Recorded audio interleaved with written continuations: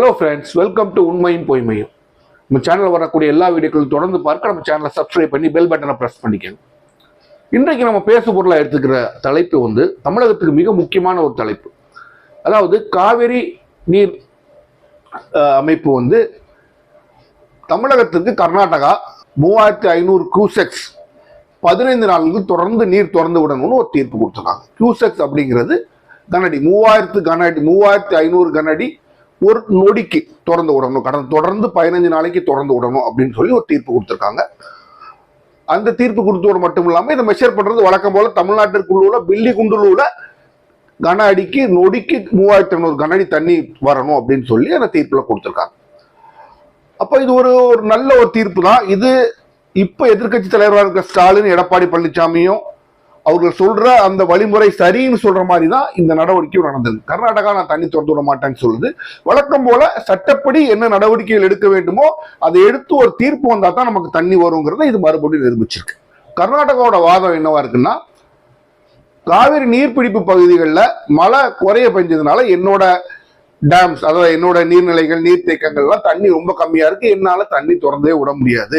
வரக்கூடிய காலங்கள் தான் நம்ம பார்க்கணும். இப்ப நீர்த்தேக்கங்களோட தண்ணி ரொம்ப குறைய இருக்கிறதுனால எங்கள் தேவைக்கு எங்களால் பூர்த்திக்கு பயன்படுத்திக் கொள்ள முடியவில்லை, நாங்க மற்றவங்களுக்கு கொடுக்க முடியாது அப்படின்னு அவங்க வாதம் பண்றாங்க. தமிழ்நாடு சொல்றது தீர்ப்பானைப்படிதான் நாங்க கேட்கிறோம், நாங்க ஒன்னும் புதுசா கேட்கல.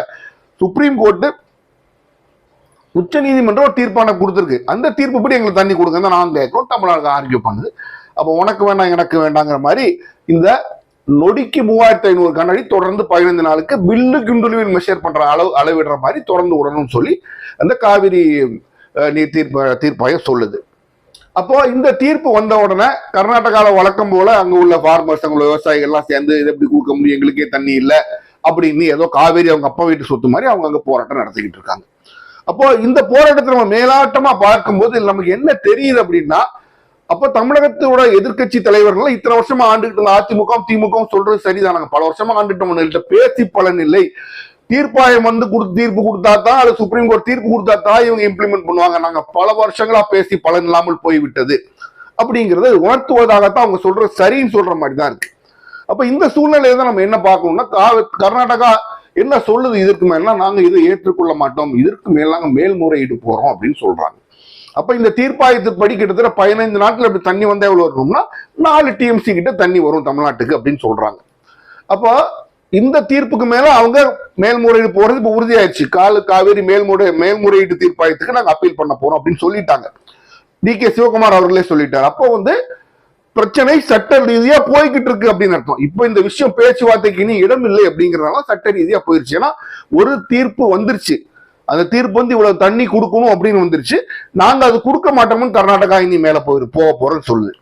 அப்ப இந்த சூழ்நிலையில நம்ம தமிழக முதல்வர் இப்ப முன்னால சொன்னார் பாத்தீங்களா, நான் கர்நாடக முதலமைச்சர் சிவகுமார் அவர்களோட பேசி மேகதாதுவை நிப்பாட்ட போறேன், காவிரி பத்தி பேச போறேன் அப்படின்னு சொல்றது என்ன பொறுத்த வரைக்கும் தவறான விஷயமாக இருக்கும். ஏன்னா நமக்குள்ள ஒரு போராட்டம் நடந்து சட்ட போராட்டத்துக்கு ஒரு தீர்ப்பு வந்துருச்சு, அந்த தீர்ப்பு நம்ம வாங்கணுங்கிறது நம்ம நிலையா நிக்கணும், அதுவே நம்ம கம்மி தான். இப்ப அவங்க அப்பீல் ஒண்ணு போறேன்னு சொல்றாங்க. இந்த சூழல நீங்க போய் பேசும்போது என்ன ஆகும், 4 TMC தண்ணி திறந்து கோர்ட்டு வர குறைய தண்ணி திறந்து விடுறோம், நீங்க ஒத்துக்கங்கன்னு உங்களை ஃபோர்ஸ் பண்ணுவாங்க. அப்ப இந்த சூழ்நிலையை நீங்க அவாய்ட் பண்றது, தவிர்ப்பது ரொம்ப நல்லது. அப்ப சிஎம் விஜய் இப்ப பெங்களூருக்கு போகணும். ஆனா என்ன பொறுத்த வரைக்கும் ஒரு நியாயமான மனிதன் மட்டும்ல, ஒரு ப்ரூடன்ட் மேன் சட்டத்துல சொல்லுவாங்க இன்றைக்குமே, ஒரு புத்தி உள்ள ஒரு மனிதன் என்ன செய்யணும் அப்படின்னா அந்த நடவடிக்கை தான் சிஎம் செய்யணும். இப்ப இந்த சமயத்துல அவர் பெங்களூர் போனா அவரை பல விதமா கார்னர் பண்ணுவாங்க, எங்களுக்கே தண்ணியில உங்களுக்கு எப்படி கொடுக்கணும்னு.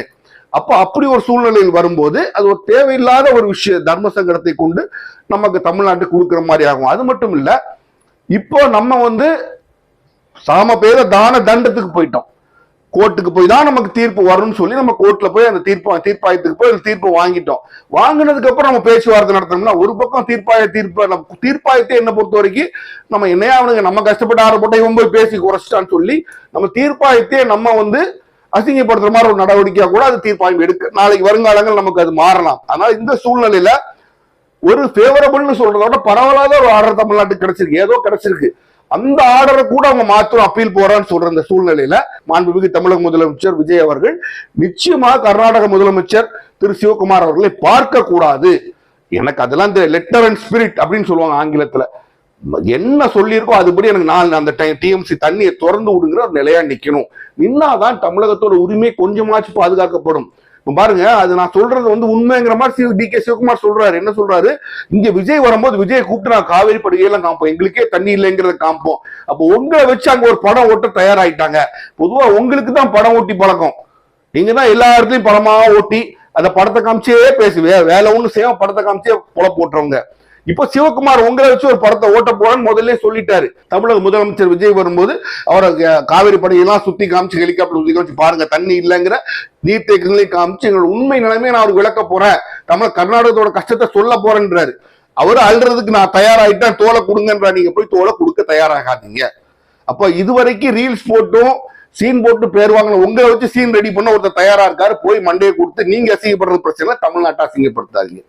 அப்ப பாருங்க, நீங்க இந்த சூழ்நிலையில நான் பேசுவேன்னு சொல்லிட்டாங்க, பேசியே தீருவேன். ஒரு முட்டாள்தனமான முடிவில் தயவு செய்து நிக்காதீங்க. பிளெக்சிபிலிட்டி வேணும், அரசியலும் டிப்ளமசிலையும் பிளெக்சிபிலிட்டி வேணும். பிளெக்சிபிலிட்டிக்கு வாங்க. நீங்க முதல்ல சொல்லிட்டீங்க, இன்றைக்கு வரைக்கும் உங்களுக்கு ஃபார்மலா அவங்க அக்செப்ட் பண்ணிட்டாங்களாங்கிறது தெரியல. வரும்போது காம்பெனி தான் டி.கே. சிவகுமார் சொல்லியிருக்காரு. அப்ப இந்த மீட்டிங்கை நீங்க கேன்சல் பண்ணுங்க, நான் இப்போதைக்கு வரல அப்படின்னு சொல்லுங்க. வரலன்னு சொல்லி இந்த 4 டிஎம்சியை வாங்குங்க. 4 டிஎம்சி அவர்கள் 15 நாள் தொடர்ந்து விடட்டும்.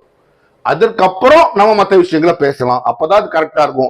இந்த விடக்கூடிய சமயத்துல நீங்க போயிருந்தீங்கன்னா நீங்க வர்றதை காமிச்சு ஒரு 4 நாள் தள்ளி போடுவாங்க.